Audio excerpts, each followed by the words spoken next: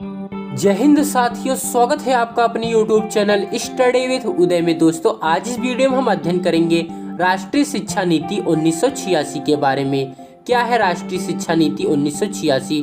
इसके द्वारा दिए गए सुझाव, इसको कितने खंडों में विभक्त किया गया, इसकी विशेषताएं क्या निकल के, निष्कर्ष क्या निकला, इसका हम विस्तार से इस वीडियो में अध्ययन करेंगे। तो कृपया करके दोस्तों वीडियो को अंत तक जरूर देखिएगा, आपको कुछ न कुछ नॉलेज जरूर मिलेगा। दोस्तों, आजादी के बाद भारतीय शिक्षा के इतिहास में 1968 की राष्ट्रीय शिक्षा नीति एक महत्वपूर्ण कदम का प्रतीक था।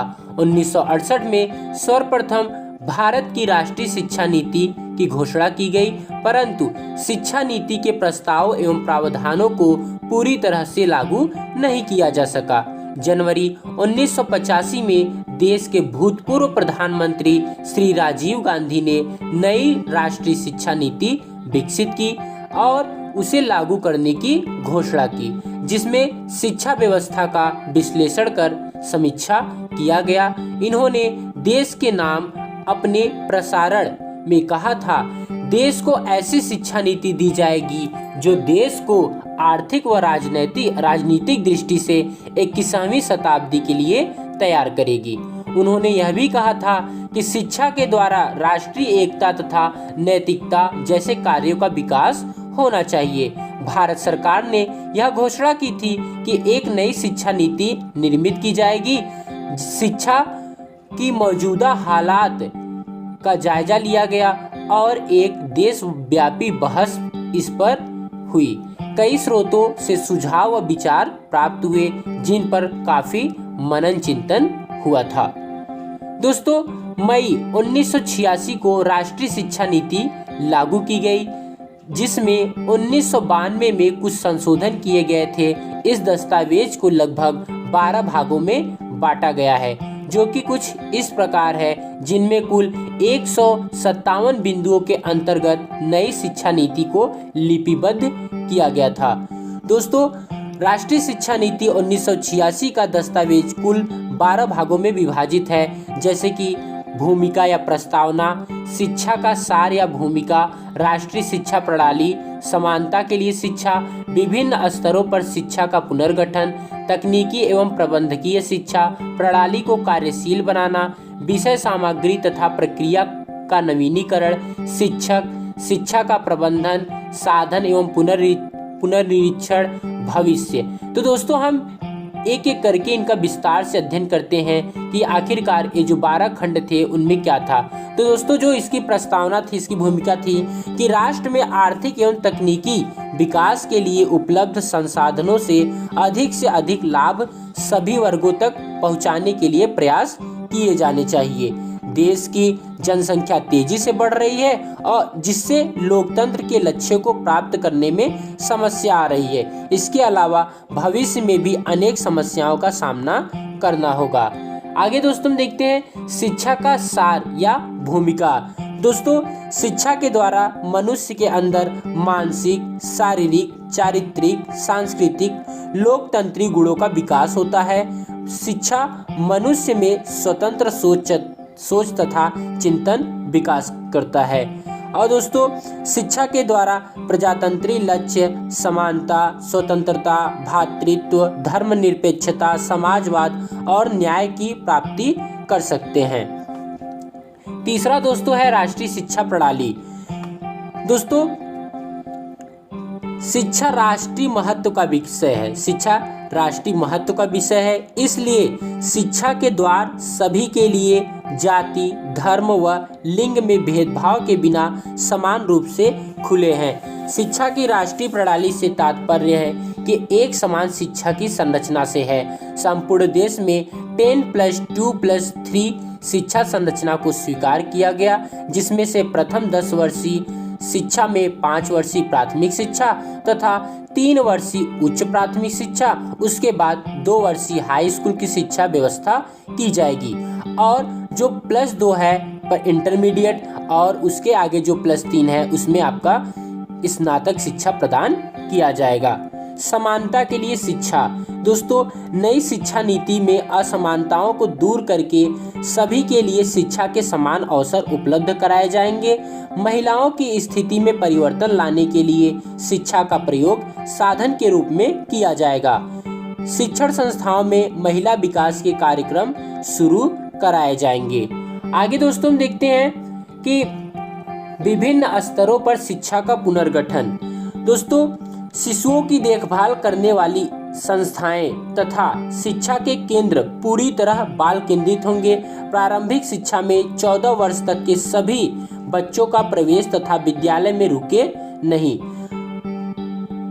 शिक्षा की गुणवत्ता में सुधार, शिक्षण विधियां, बाल केंद्रित शारीरिक दंड न दिया जाना, आवश्यक सुविधाओं की व्यवस्था तथा ऑपरेशन ब्लैक बोर्ड की योजना लागू किया जाएगा।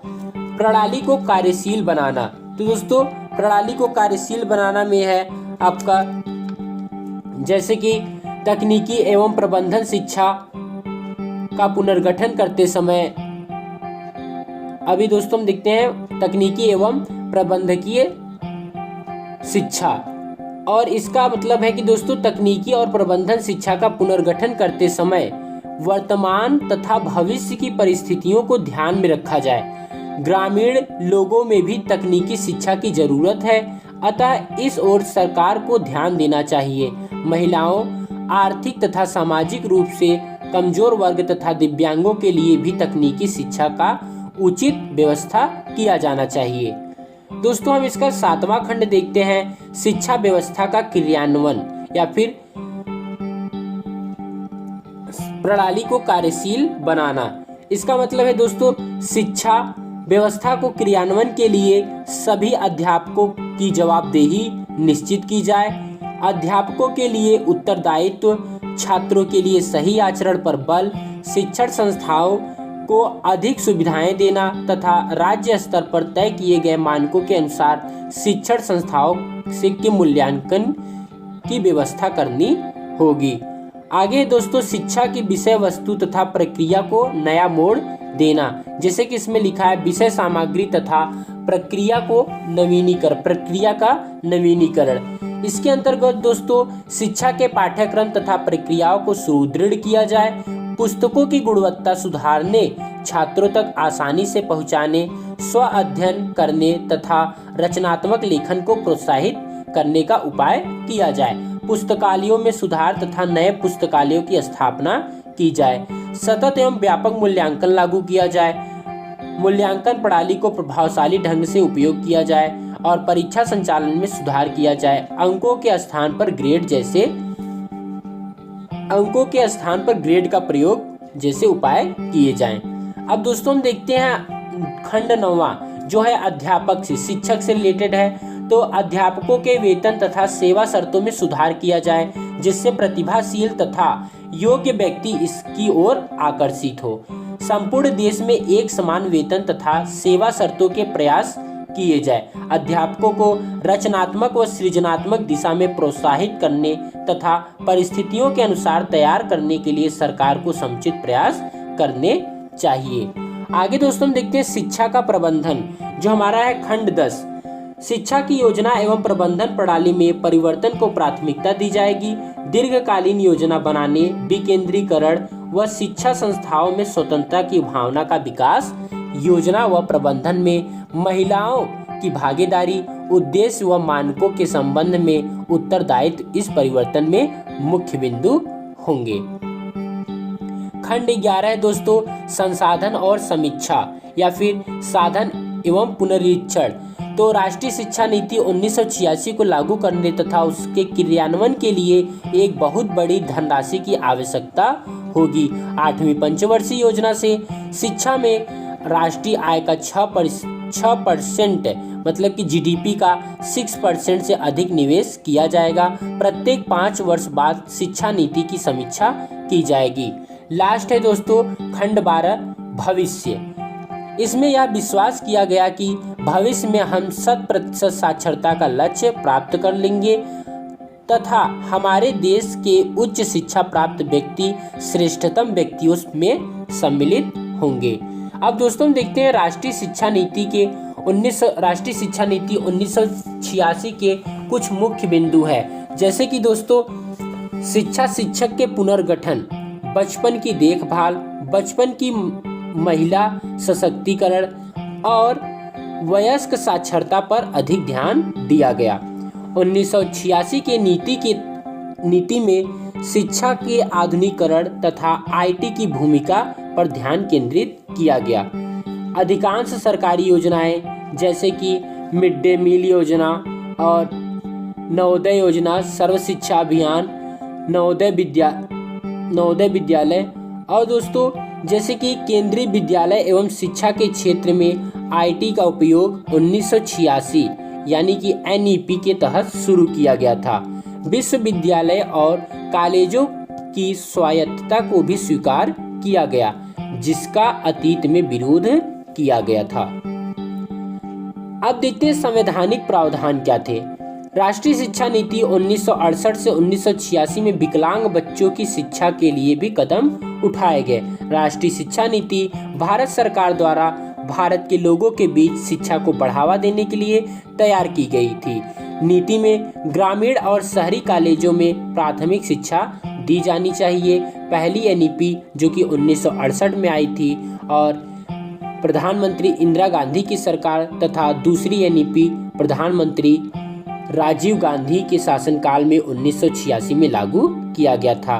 कोठारी कमीशन जो कि था 1964 से 1966 के बीच ने अपनी रिपोर्ट में बताया था कि असमर्थ बच्चों को भी शिक्षा ग्रहण करने का उतना ही अधिकार है जितना सामान्य बच्चों को।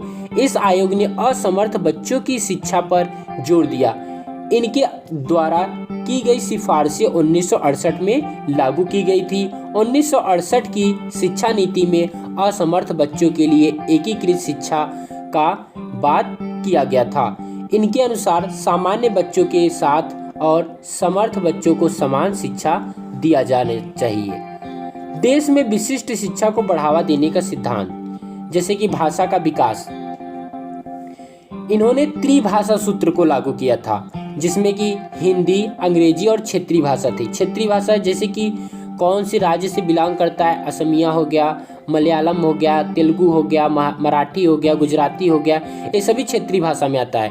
कोई भी राज्य अपने क्षेत्र के अनुसार अपनी भाषा को चुन सकता है। सभी के लिए शिक्षा प्राप्त करने का समान अवसर। इस सिद्धांत के अनुसार यह सिफारिश की गई कि सभी को शिक्षा ग्रहण करने के समान अवसर मिलने चाहिए। उनका सुझाव था कि ग्रामीण, पहाड़ी या ऐसे क्षेत्र जहां शिक्षा नहीं पहुंच रही है वहां तक भी शिक्षा पहुंचाई जाए, जैसे कि ऑपरेशन ब्लैक बोर्ड, ये सब स्कीम चलाया गया था। शिक्षण विधियों संबंधी सुझाव, तो इन्होंने बताया कि असमर्थ बच्चों को पढ़ाने की विधियों में बदलाव की आवश्यकता है। सभी बच्चों को एक ही कक्षा में पढ़ाने के लिए शिक्षण विधियों में बदलाव लाना होगा, जैसे कि इंक्लूसिव एजुकेशन लाया जाना चाहिए ताकि सभी बच्चों को, समर्थ और असमर्थ बच्चों को एक साथ पढ़ाया जा सके। नेक्स्ट है शिक्षक प्रशिक्षण। अध्यापकों को शिक्षण प्रदान करना होगा, जिसमें अध्यापक सामान्य बच्चों के साथ और बच्चों को आसानी से पढ़ा सके। नारी शिक्षा पर जोर दिया गया। उन्होंने महिलाओं, लड़कियों की शिक्षा पर भी जोर दिया। इस सिद्धांत में कहा गया पुरुषों के समान महिलाओं को भी शिक्षा प्राप्त करने का अधिकार प्राप्त है। उम्मीद करते हैं दोस्तों आपको यह शिक्षा नीति समझ में आई होगी। यदि हम इसका निष्कर्ष निकालें तो यहाँ से इसका निष्कर्ष निकल सकता है कि 1986 की शिक्षा नीति थी जो कि राजीव गांधी के शासनकाल में आई थी। तो यह क्या हुई थी, उस समय जो असमर्थ बच्चे थे उन पे फोकस किया गया, विकलांगों पे भी फोकस किया गया ताकि सभी को एक साथ में पढ़ाया जा सके। महिलाओं की शिक्षा पर भी जोर दिया गया। जीडीपी को बोला गया 6% रखा जाए और 14 वर्ष तक के जो बच्चे थे उनको फिक्स तरीके से करके मतलब कि एडमिशन दिया जाना चाहिए। और इसके हम दोस्तों कुछ दोष देखते हैं कि क्या राष्ट्रीय शिक्षा नीति 1986 के क्या दोष थे। जैसे कि दोस्तों शिक्षा की व्यवस्था के लिए व्यक्तिगत प्रयासों का प्रोत्साहन में बात किया गया था कि क्या होना चाहिए कि इंडिविजुअली तरीके से इनमें प्रोत्साहन दिया जाना चाहिए। प्रवेश के समय शिक्षण संस्थाओं में एक बड़ी धनराशि लेने का शोषण क्या कहा जाएगा, ये सहयोग है या फिर क्या है। दोस्तों, जब किसी बच्चे का एडमिशन कराया जाता है तो यह बड़ी मात्रा में एक मोटी धनराशि जमा किया जाता है, उससे एक शोषण की बात होती है, जो कि दोस्तों यहाँ पे जो व्यक्तिगत प्रयास कहा जा रहा है उसके द्वारा एक शोषण का काम चलता है। स्ववित्त पोषी संस्थाओं को प्रोत्साहन दिया गया, जो अपने से द्वारा मतलब कि निजी जो कॉलेज थे, संस्था थे, उसे प्रोत्साहन मिला। इससे उच्च शिक्षा महंगी हो गई तथा उच्च शिक्षा का स्तर भी गिर रहा है। ऑपरेशन ब्लैक बोर्ड योजना के अंतर्गत प्राथमिक स्कूलों में जो भवन बनाए गए वो बहुत ही घटिया हैं, और जो फर्नीचर या फिर अन्य शिक्षण सामग्री जैसे कि TLM आया उसकी व्यवस्था की गई थी वो भी बहुत निम्न स्तर के थे। नवोदय विद्यालय की स्थापना करने के पीछे यह उद्देश्य रखा गया था कि गरीब बच्चों को अच्छी शिक्षा प्रोवाइड की जाएगी, लेकिन इसका भी सही उपयोग नहीं हो पा रहा है। जिनके लिए विद्यालय स्थापित किए गए थे वे इनका लाभ नहीं ले पा रहे हैं। +2 स्तर पर मतलब कि दोस्तों इंटरमीडिएट के स्तर पर जो व्यावसायिक पाठ्यक्रम शुरू किए गए थे उनमें संसाधनों तथा योग्य अध्यापकों की कमी थी। मतलब कि 11 और 12 में जब व्यावसायिक पाठ्यक्रम शुरू किया गया उसमें अध्यापकों की क्या थी, कमी थी। इस शिक्षा नीति में आंतरिक मूल्यांकन पर बल दिया गया, जिसके कारण छात्रों के शोषण को बढ़ावा मिला है। दोस्तों बात करें तो यदि हम इसको कह सकते हैं कि राष्ट्रीय शिक्षा नीति जो 1986 थी, देश की पहली ऐसी शिक्षा नीति थी जिसके साथ उसको क्रियान्वित करने के लिए आवश्यक वित्त व्यवस्था की घोषणा की गई थी। इसने अपने द्वारा दिए गए सुझावों पर अमल भी किया था तथा उस संबंध में जितना हो सकता था उतना सहायता भी किया था। ये बात अलग है कि शिक्षा नीति के जितने सकारात्मक परिणाम होने चाहिए थे उतने हुए नहीं। यह अत्यंत दुख की बात है। इस समय 2015 में देश की नई राष्ट्रीय शिक्षा नीति के निर्माण की प्रक्रिया चल रही है, और अभी आपको पता भी होगा कि राष्ट्रीय शिक्षा नीति 2020 आ चुकी है। यदि दोस्तों आप उस वीडियो को नहीं देखे हैं तो हम आपको डिस्क्रिप्शन में लिंक दे देंगे, आप उससे जाके नई शिक्षा नीति 2020 को समझ सकते हैं। और यह जो नई शिक्षा नीति लाई गई है यह समुदाय, शिक्षक और बालक के ऊपर केंद्रित है। इनके द्वारा मिल करके नए तरीके से शिक्षा नीति लाई गई है ताकि बालकों में किसी भी तरीके की कठिनाई न हो और आगे की जो तरक्की चल रही है, इस समय देश में प्रोन्नति चल रही है, उसमें क्या उसके भागीदार बन सके। दोस्तों यदि हम इसके गुणों को देखें तो राष्ट्रीय शिक्षा को राष्ट्रीय महत्व का विषय माना गया है और इस पर बजट का 6% व्यय करने की बात कही गई। मतलब कि दोस्तों वही सब है, आप वहां से गुण और अवगुण सब चीजें लिख सकते हैं। उम्मीद करते हैं दोस्तों आपको वीडियो पसंद आया होगा। यदि दोस्तों वीडियो जरा सा भी पसंद आया तो हमें कमेंट बॉक्स में जरूर बताइएगा, इससे हमें थोड़ा सा मोटिवेशन मिलता है। Thanks for watching this video.